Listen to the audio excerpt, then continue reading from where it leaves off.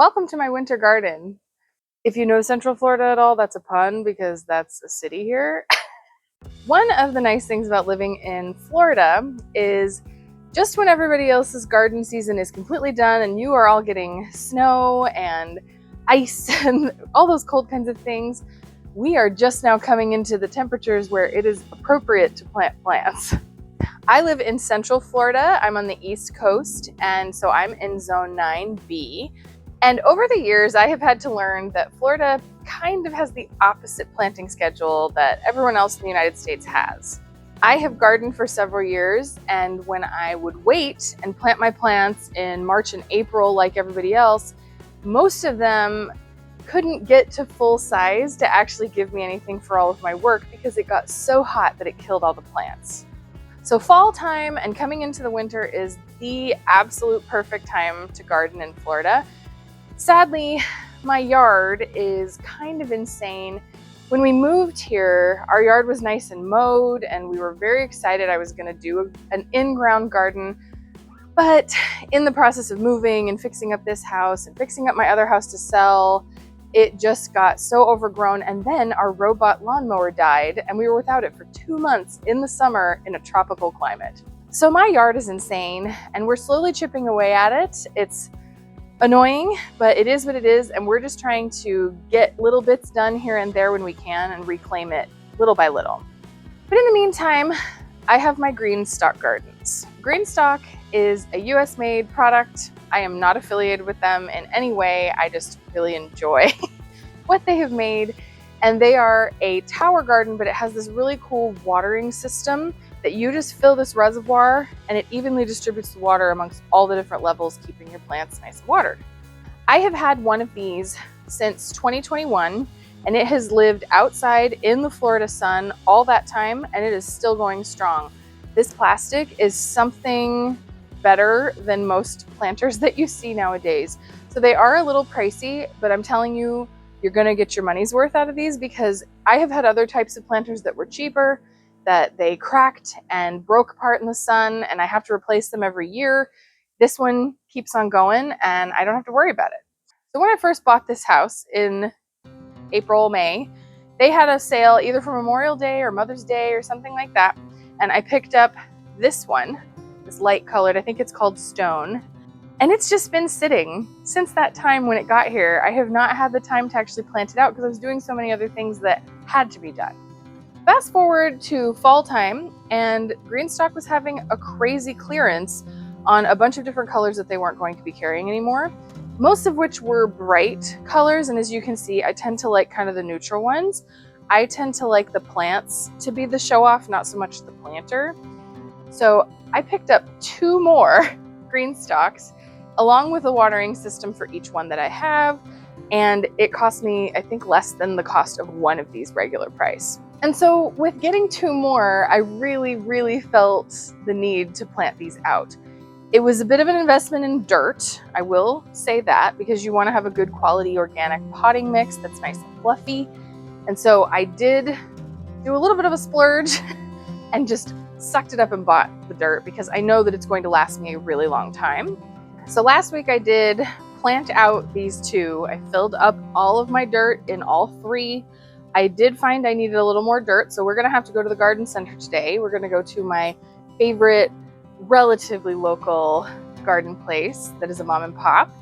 And I have added up how many pockets I have left in these, because as you can see, there are some that are empty. I have 88 pockets left. So I am going to go to the garden center and get a little more dirt for my old one that needs a little bit of a revamp. And I'm going to get a couple of seeds that my seed stash was lacking, and then we're gonna get these prepped. I'm not going to be able to plant this today, and I will explain why. But starting off, that's what I'm gonna do. We're gonna get what we need and then come back and try to put some of these things together.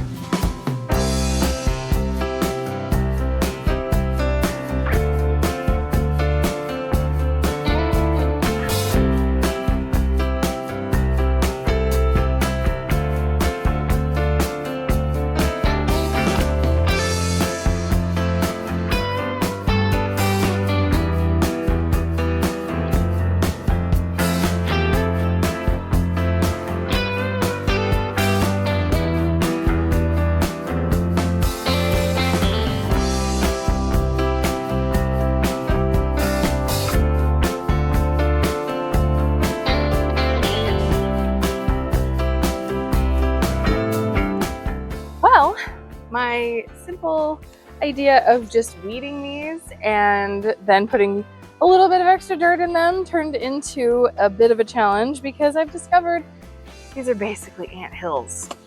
Welcome to Florida. So now the only thing I really know to do to get these prepped is to dump this dirt because it looks like they are just large ant hills.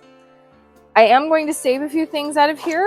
There's some plants that have still grown, like this is holy basil, Tulsi. It smells really nice, and I've got a bunch of seeds there.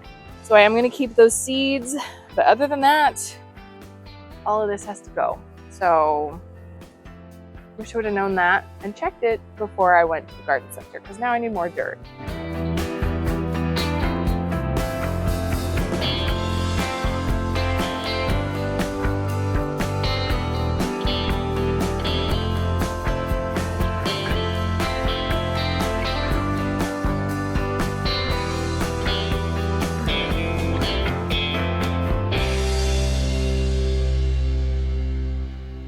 I guess since I have this apart, I can show you. This is still flexible after 4 years of being in the Florida sun. The other thing you have to be really careful of when you're reusing these is you need to rinse these really good. This is the secret element that makes the watering system work.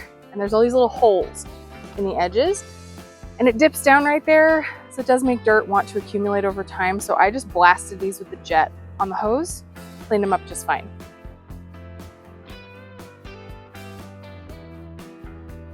The longer that I have gardened, the more I have learned that soil is absolutely the most important aspect to any of these things.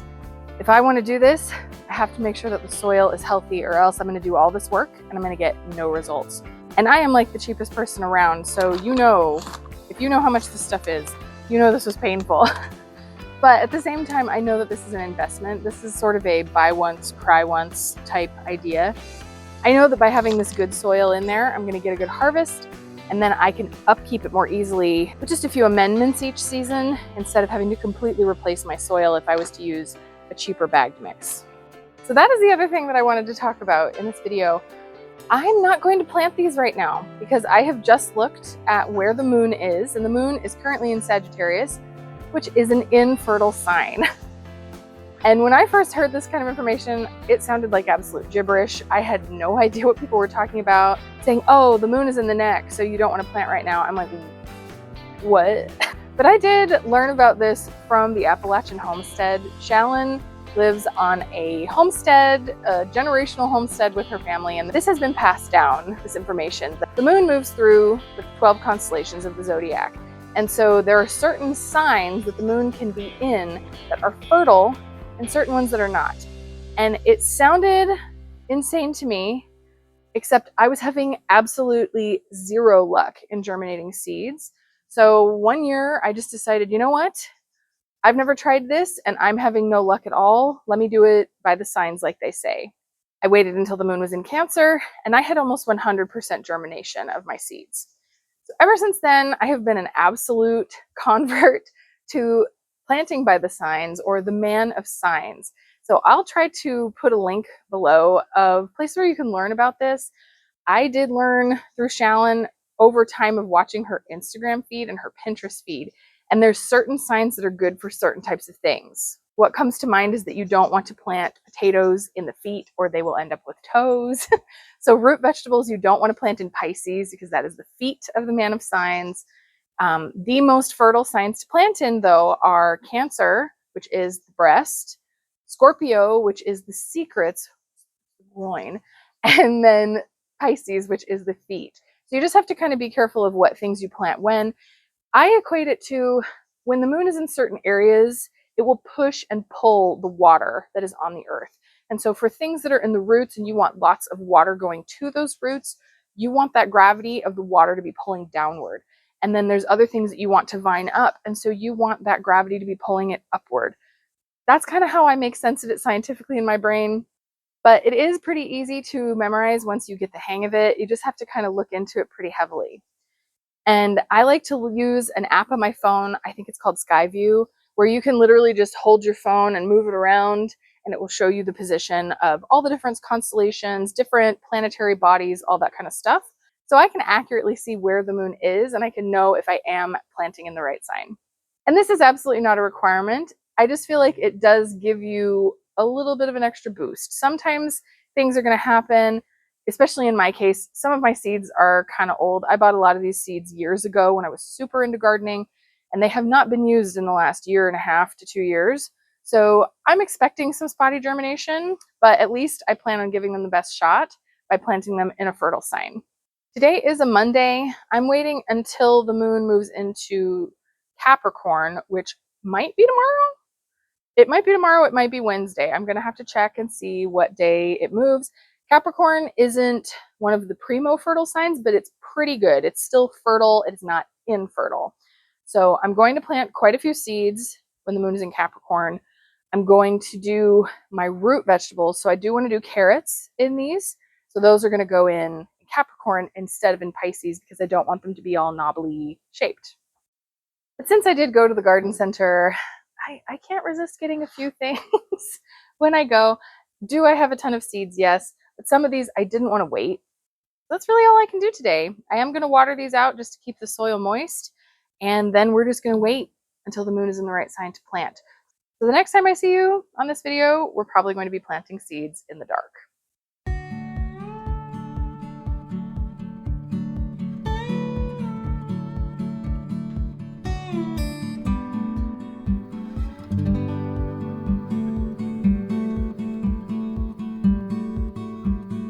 All right, we are outside.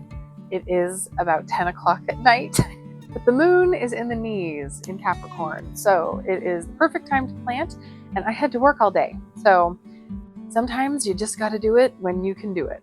I have all my seeds out with my local patio frog over there, and we are going to plant some seeds. So let's get it done, even though this is the only time that I had that I could do it.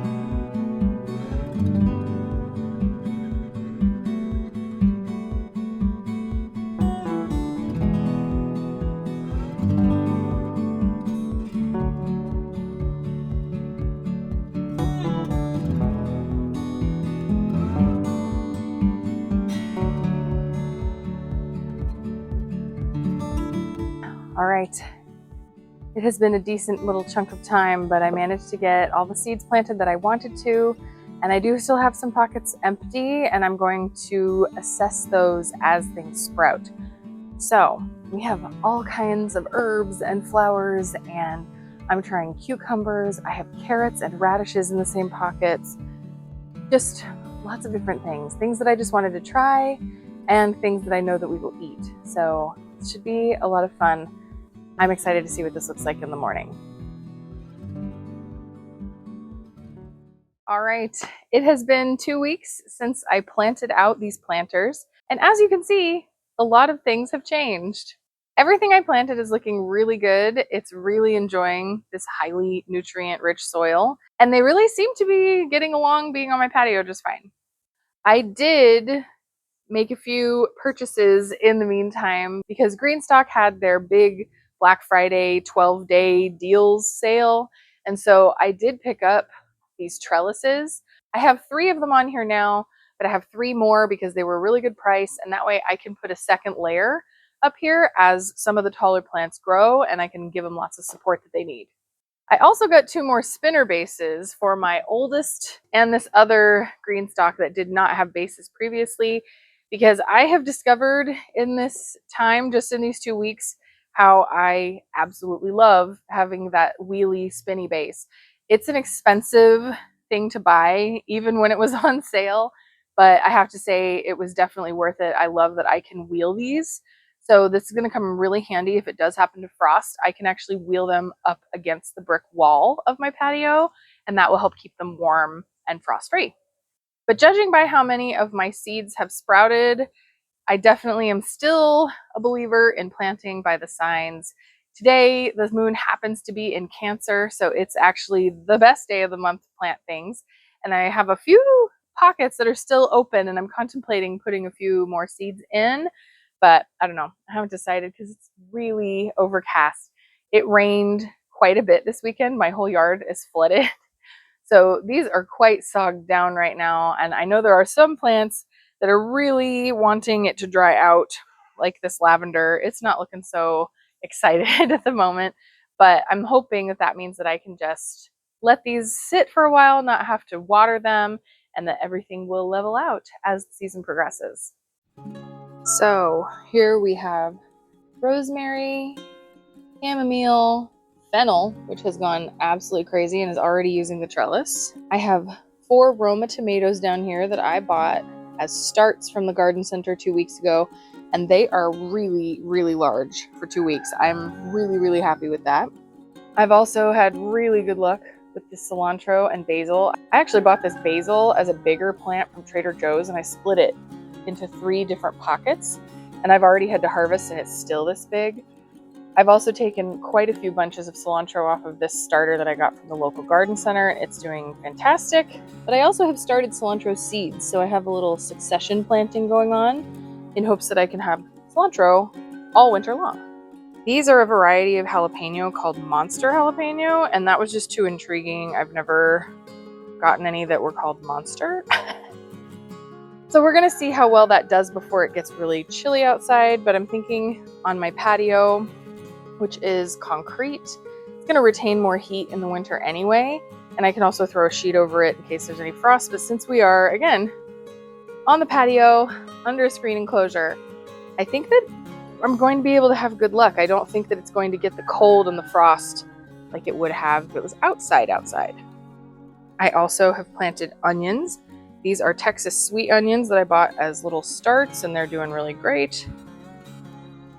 This is a Sweet William plant that I ordered from Azure in the spring, and it happens to still be alive. And even after planting it, I got a little flower. So I'm hoping that this one continues to be happy. My mojito mint is looking really awesome. And then all my radish seeds have sprouted fantastically, and I'm going to have to thin these, but they're coming in really, really nice. My smaller pocketed leaf planter has a lot more herbs and carrots and things. So I have not gotten these carrots to come up yet. These are the Burpee Short and Sweets, but I have a fantastic sorrel plant. These are all a salad mix that I got from GreenStalk, and so they're filling in really nicely. It's a bunch of different types of leaves, but all the pockets have sprouted and they're looking really good. We also have more onions, chives. We have 2 different things of dill because I accidentally bought it twice. More basil, and my oregano is also getting to where it's going to need to be harvested. It's hanging down pretty low. Still waiting on my mint to sprout. This is peppermint, where my other one was mojito mint. And then these daisies have not sprouted yet. There's quite a few flowers that have yet to sprout, but they have a longer germination time. So I'm really not worried about that. I'm just kind of anxiously anticipating when they decide to pop up. But some of my flowers have started to sprout. So these are coreopsis, and I plan on saving those for dyeing. These are California poppies. And again, more of just an experiment to see if they will grow here. I have a sweet pea vine that's starting. This is a green called Minutina. I also planted some green onions that I got at the store. I just rooted them in a jar in my kitchen and then planted them, and they're all looking fantastic. We also have thyme. This is another summer holdout. This is white roselle. And then I have a bunch of strawberries, and they're all getting new growth on them, which is very promising. And I just barely got a teeny baby Parisian carrot. So my carrots are just now starting to sprout, and I'm really hoping that they do well because I really like carrots, and it says that this will grow carrots well. My lavender is not looking too happy, and some of that is probably because we just got a ton of rain. So I'm hoping that this one can dry out kind of quicker, and then we just have some flowers to brighten things up. This planter has grown crazy and has a lot of different things that I planted from seed in it, including some sugar snap peas. So I'm really excited to have those grow up the trellis. I also have bok choy. And then in these pockets, I've learned that it's really handy to plant carrots and radishes together because the radishes don't take as long, and that way it marks your rows where the carrots are. So each of these pockets that you can see lots of radish sprouts in, that's these little rounded leafy guys, they are all carrots and radishes. And we've gotten to the point, if you look here, this is a radish, these are carrots. So my carrots are starting to sprout. We're gonna just see how they do in there together. I also got this type of tomato called a tumbling tom, and apparently it's some kind of yellow tomato that will tumble down like 20 inches or so. And I've got a teeny weeny baby on there, so that's very exciting. I have no idea the taste or anything like that, but I love tomatoes, so we're gonna just see how they do. I have some up at the top and at the bottom because I didn't really know how they were going to do in this planter, so I figured this way I can test all the different placements. I've started to get sprouts of kale, got some violas, we have tarragon, there's a little baby radicchio in there, just barely getting a zinnia baby there. This is a seed that I planted only a week ago, so I'm thrilled to have anything. They still have plenty of time to pop up more, but I do have just one little bitty sprout there. My pineapple sage has really enjoyed being in this planter, and it's getting to the point that I'm going to have to chop some off, but it looks so nice and full while the rest of it isn't full of anything, so I'm kind of really enjoying a little pop of color. And this is a leek that I bought at the store and we ate once, and then I rooted it in a jar and planted out here, and it's looking nice and happy. I'm also very excited to start getting nasturtiums. This is a peach nasturtium. And then over on this planter, we have a little bit more flowers as well as some peas. So these are going to be a shelling pea, not a snap pea. This is a Thomas Laxton pea. And then we have a huge lemon balm. I also am just being really experimental and decided to plant bush beans to see how they do here in this planter in the winter. I'm starting to get dahlia sprouts, which is another that's only been planted a week. This is some roquette arugula, Napa cabbage, again, just sort of as an experiment. We have Spanish lavender. And then this is another experiment. This is a Parisian cucumber and a canary melon over there, because I want to see how they do in this and how they do with this season in this planter in these growing conditions.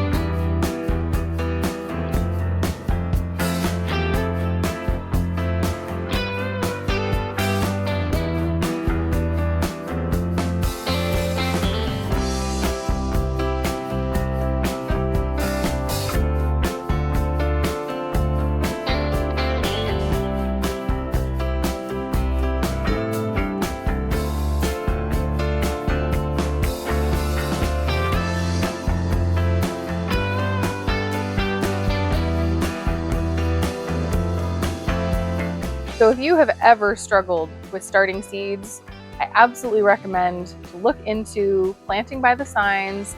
It's a weird thing to get used to, but once you do, it's just one extra step before you plant. You see where the moon is, and then if it's not in a good sign, you plan where it should be, and that's how you know when you should plant things. This is also not sponsored by GreenStalk in any way whatsoever. I purchased all of this with my own money. I just really like this entire system, and it's something that I dabbled in even when I didn't have excess funds to spend on it. But now that I have had a little money, I knew that it was worth it to make these purchases. So I know that this was a good long-term investment, and I'm going to be able to have a garden, whether it is on my patio or out in my yard. Once I actually establish an in-ground garden, I know that these are going to last me for a really long time. So that's all that I have for you today. I hope that you enjoyed this little couple of weeks of me getting my GreenStalk set up, as well as seeing some of the things that I've planted and how it's going. I just know that I have always benefited from the experience of other people, especially when I'm looking at a product like this, that they are a little pricey.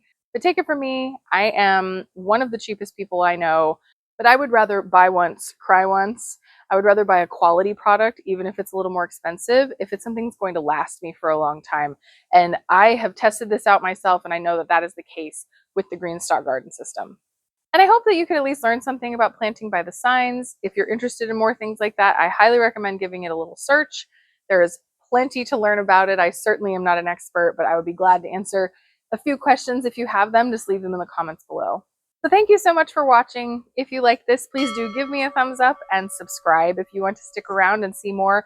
I will be giving kind of a mid-winter garden update so you can see how this holds up in the Florida winter weather, which admittedly is not anywhere near like everyone else.